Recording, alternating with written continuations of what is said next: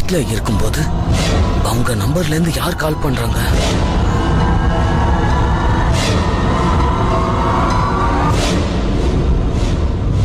Hello. அப்பா ராஜேந்திர கண்ணா, அம்மா பேசுறப்பா. கண்ணா, வீட்ல எல்லாரும் நல்லா இருக்காங்கல்ல? அம்மா, நான் என்ன சொல்ல வரேன்னா, இப்ப கொஞ்ச நேரத்துக்கு முன்னாடி கூட நான் சித்தார்த்த கிட்ட பேசினேன். அவன் என்ன சொன்னா, பிரேம் இப்ப ரொம்ப ஆபத்துல இருக்கானா. நீங்க எல்லாரும் இப்ப நல்லா இருக்கீங்கல்ல?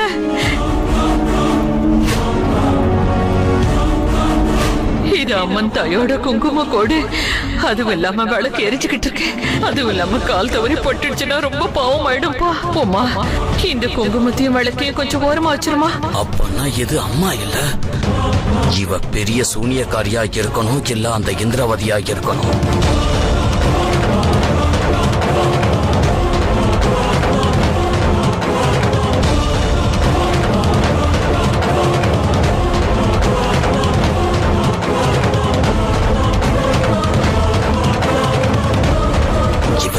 பிரசாதத்தை பாத்துக்கிட்டு இருக்கா. ஒருவேளை அவங்க மாய மந்திரத்தால அந்த பிரசாதத்துல ஏதாவது கலந்துட்டாங்களா? அப்பா ராஜேந்திரா, நீ ஏன்பா எதுவும் பேச மாட்டேங்கிற? ஒன்னும் கவலைப்படாதீங்க, இங்க எல்லாருமே நல்லா இருக்கும்.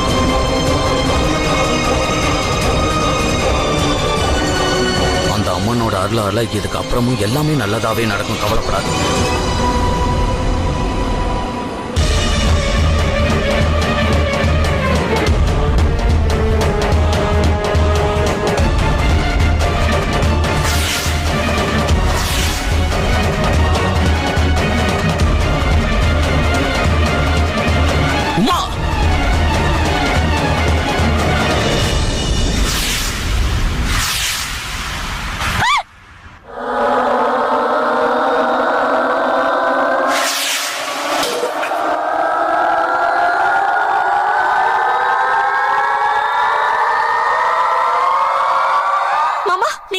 பிரசாதத்தை தூக்கி எறிஞ்சிங்க. மாமா கேக்குறல, சொல்லுங்க, ஏன் இப்படி பண்ணீங்க?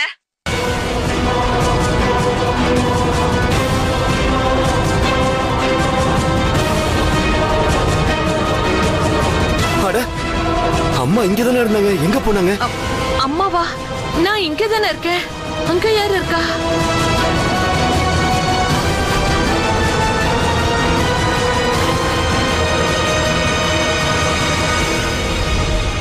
ராஜேந்திர கண்ணா, நான் பேசுறது உனக்கு கேக்குதாப்பா?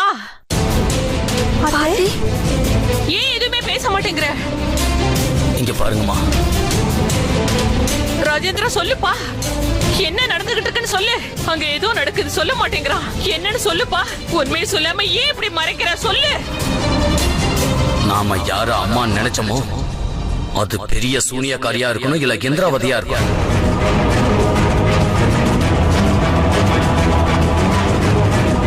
அம்மா தாயே, அவங்க நம்ம அம்மாவோட ரூபத்துல இந்த வீட்டுக்குள்ள வந்திருக்காங்க.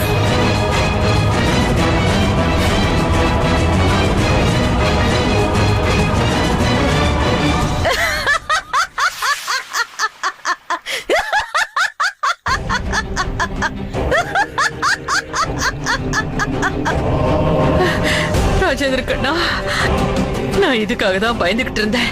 அந்த மந்திரக்காரி அம்மனை கோவப்படுத்தி இருக்கா. ஏன்னா அந்த கோவத்துல அம்மன் நமக்கு சாபம் கொடுக்கணும்ன்றதுக்காக. ஆனா அந்த அறிவு கெட்டவளுக்கு தெரியாது, அந்த அம்மன் என்னைக்குமே தன்னோட பக்தர்களை கைவிடாம பாத்துப்பாங்க. அதனாலதான் அவங்களோட திட்டம் தோல்வி அடைஞ்சுக்கிட்டே போகுது. கண்ணா, நான் சொல்றத மட்டும் கவனமா கேளுங்க.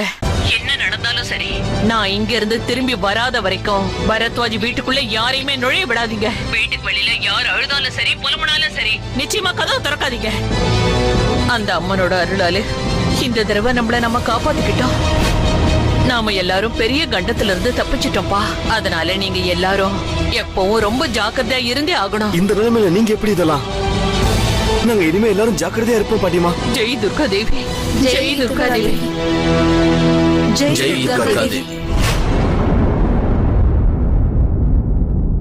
நாளை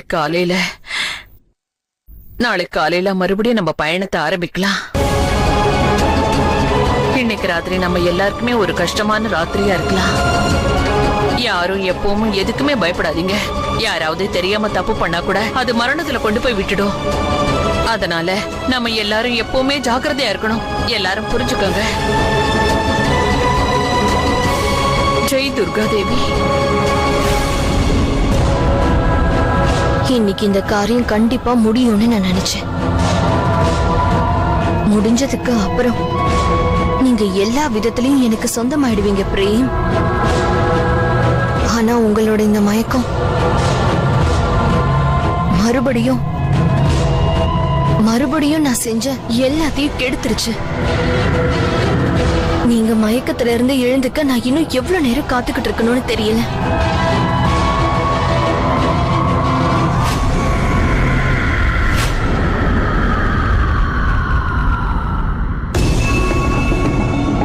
ஒருவேளை பெரியம்மா உங்களோட முயற்சியில வெற்றி அடைஞ்சிட்டாங்கன்னா அப்புறம் நமக்கு எந்த தடங்களும் இருக்காது.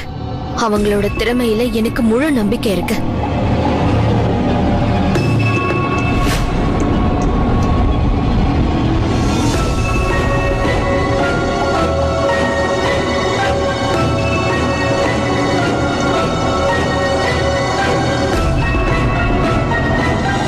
எனக்கு தெரியும் உங்க கண்ணு முன்னாடியே அவங்க நினைச்சதை செஞ்சுட்டு அங்கிருந்து கிளம்பிடுவாங்கன்னு.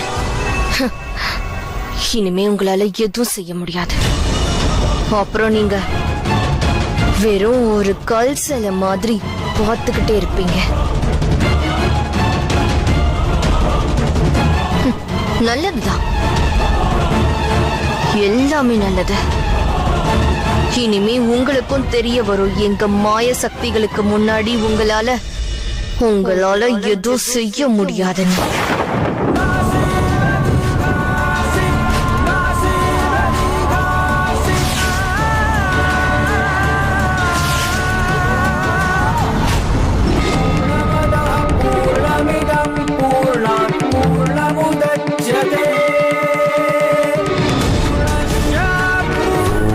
ஸ்ரீ துர்கா தேவி.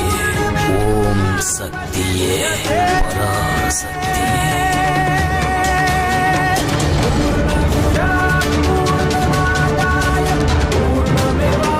சக்தி ஒருவேளை பவித்திரமான ஆத்மா கூட சேர்ந்ததுன்னா அப்போ அது இன்னும் வலிமையா சாந்தமயமா மாறிடும்.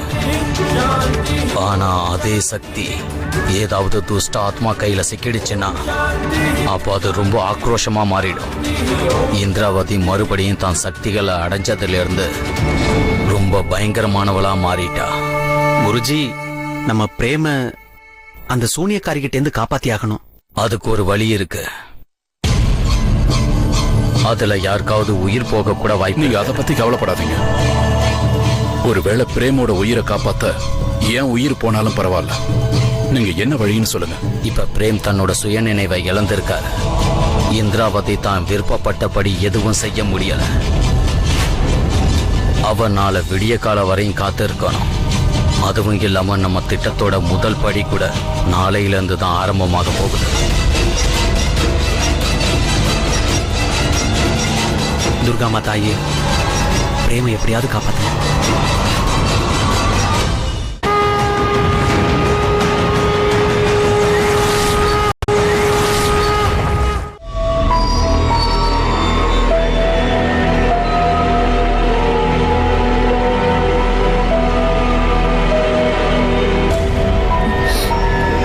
இந்த முயல் குட்டிக்கு ரொம்ப அடிபட்டு இருக்கே. அநேகமா வேற ஏதாவது மிருகம் தான் இதை இப்படி பண்ணிருக்கும்னு நினைக்கிறேன். நான் போய் அதுக்கு முதல்ல உதவி பண்றேன். என்ன பண்ண போற பவி? என்னாச்சு உனக்கு? பவி உள்ளவா. இல்லம்மா, அது வந்து அந்த முயல் குட்டிக்கு நான்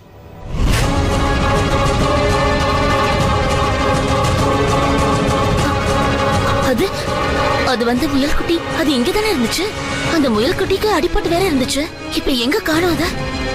நீங்க சொன்னது சரிதான் பெரியது. நிச்சயம் அந்த சூனியக்காரியோட சூழ்ச்சி தான் இதெல்லாம். அவங்க நம்ம எல்லாரையும் இந்த குங்கும வட்டத்துக்கு வெளியில இழுக்கணும்னு நினைக்கிறாங்க. அதனால நம்ம எச்சரிக்கையா இருக்கணும். எந்த சூழ்நிலையிலயும் இந்த இடத்தை விட்டு நம்ம வெளியில போகவே கூடாது. அவங்க சூழ்ச்சி வெற்றி அடைய நாம விடவே கூடாது. புரியுதில்ல?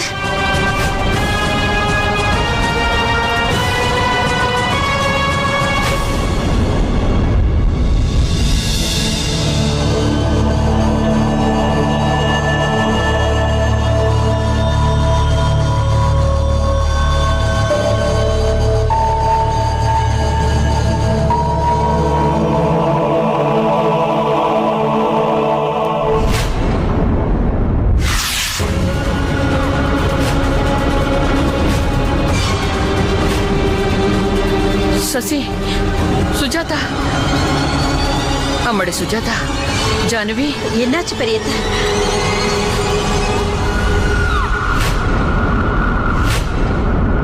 பவி, அங்க பாரு. அவதான் அந்த பெரிய சூனியக்காரி.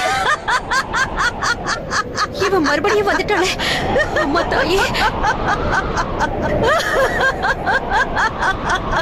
இன்னும் எவ்வளவு நேரம் இந்த விளையாட்டை விளையாடுவ நிர்மலா? இன்னும் எத்தனை நாளைக்கு அந்த பானையை வச்சுக்கிட்டு அந்த வட்டத்துக்குள்ளேயே நீங்கெல்லாம் உட்கார்ந்துருப்பீங்க? அம்மன் கோவிலுக்கு போக வேண்டாமா?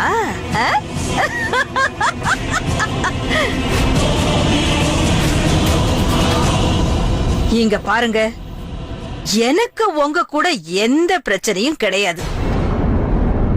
எனக்கு தேவையெல்லாம் அந்த 2 பானைங்க மட்டும்தான்.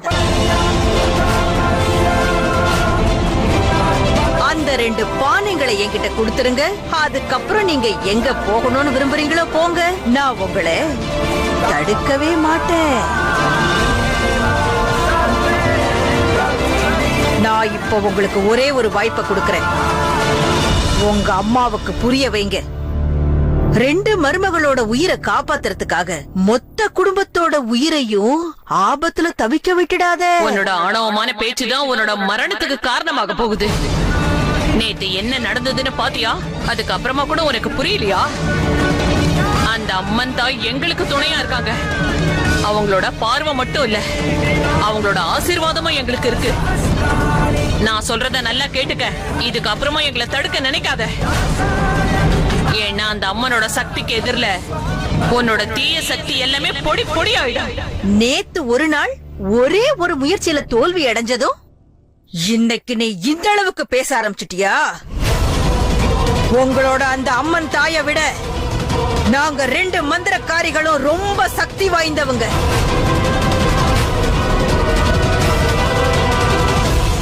ஒருவேளை உங்களுக்கு நம்பிக்கை வரலனா நீங்க போட்ட இந்த வட்டத்துக்குள்ள நான் காலடி எடுத்து வச்சு காட்டவா? அதுக்கப்புறம் உங்களுக்கே எல்லாம் தெல்ல தெளிவா புரிஞ்சிடும். ஒருவேளை யோசிக்கணும்னு நினைச்சீங்கன்னா நல்லா யோசிங்க. ஏன்னா அதுக்கப்புறம் உங்க எல்லார்கிட்டையும் ஒரே ஒரு வழிதான் இருக்கு. அந்த பானைங்களை என்கிட்ட கொடுத்துருங்க. அதுக்கப்புறம் உங்க உயிரை காப்பாத்திக்கங்க. இல்லன்னா உங்கள ஒருத்தர் கூட இந்த இடத்தை விட்டு பொழைச்சு போக மாட்டீங்க.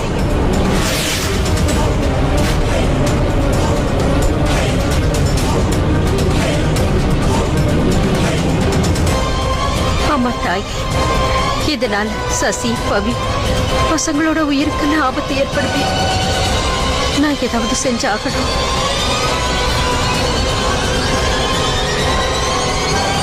என்ன மன்னிச்சிடுங்க பெரியத்தை. இதுக்கு மேலேயும் நான் உங்களோட வர முடியாது.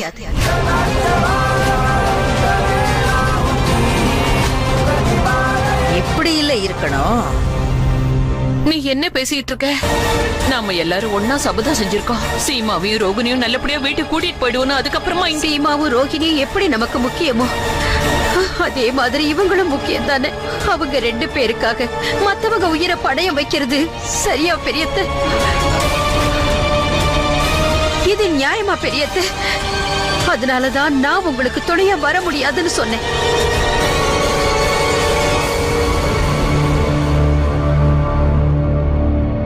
அம்மா, நீங்க என்ன பேசிட்டு இருக்கீங்க? நான் சரியாதான் பேசிக்கிட்டு இருக்கேன். நான் சொல்றது உங்களுக்கு புரியலையா?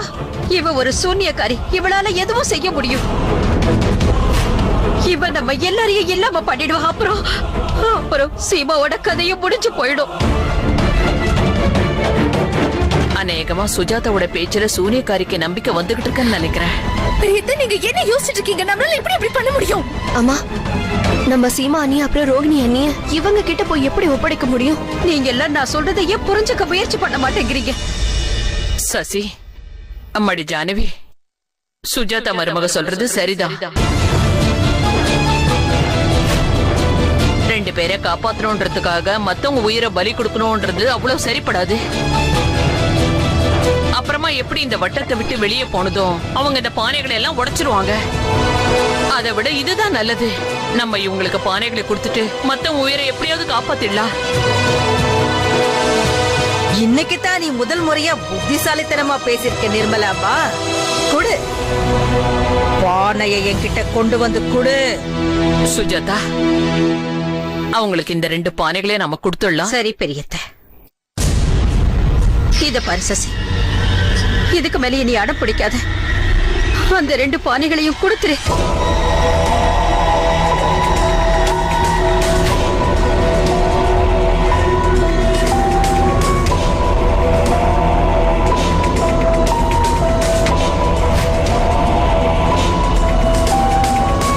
நான் இந்த பானைகளை அவங்க கையில கொடுத்துட்டு திரும்பி வர வரைக்கும் உங்கள யாருமே இந்த குங்கும வட்டத்தை விட்டு வெளியே வரவே கூடாது. புரிஞ்சதில்ல? சரி பெரியத்த.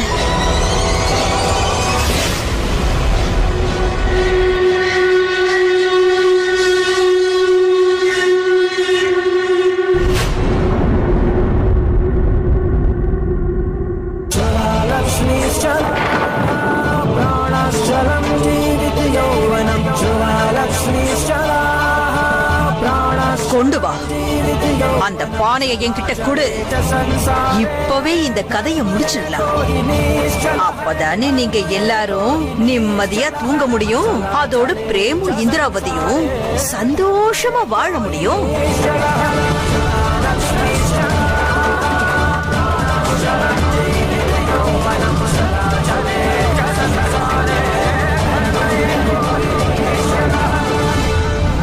கொடு. அந்த பானையை என் கையில வை. மன்னிச்சிரு சீமா,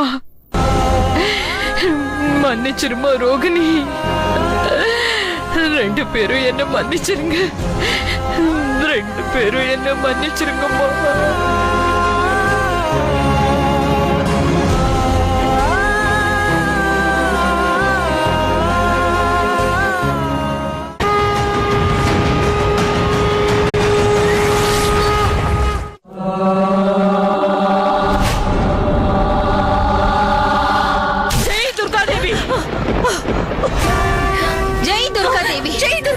இது நிஜ பானை இல்ல மந்திரக்காரி. என்ன பண்ணிக்கிட்டு இருக்க?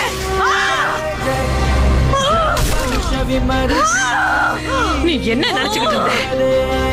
தப்பு கணக்கு போட்டுக்கிட்டு இருந்தியா? என்னோட குடும்பத்தையும் சந்தோஷத்தையும் கலைச்சலான தப்பு கணக்கு போட்டுக்கிட்டு இருந்தியா? இப்ப பார் என்ன செய்யறான் உன்ன. பவி, இங்க வா. இது வர பெரிய பாட்டி. பார். இப்படி அந்த குங்கும வட்டத்துக்குள்ள கூட்டிட்டு போ. ஜெய் துர்கா தேவி. ஓ, ஜெய் துர்கா தேவி. ஜெய் துர்கா தேவி. ஜெய் துர்கா தேவி. ஜெய் துர்கா தேவி. ஜெய் துர்கா தேவி. ஜெய் துர்கா தேவி.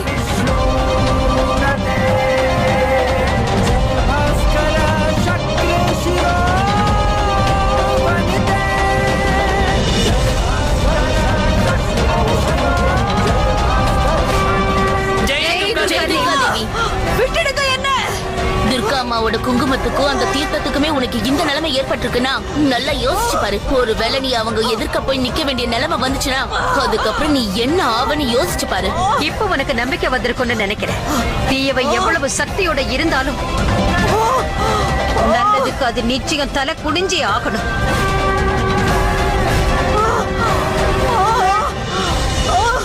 விடிஞ்சு ரொம்ப நேரம் ஆச்சு. ஆனாலும் பெரியம்மா இன்னும் வரல. அவங்க கிட்ட இருந்து எந்த அறிகுறியுமே இல்ல. ஒருவேளை அவங்களோட காரியத்துல தோல்வி அடைஞ்சிட்டாங்களா? இல்ல,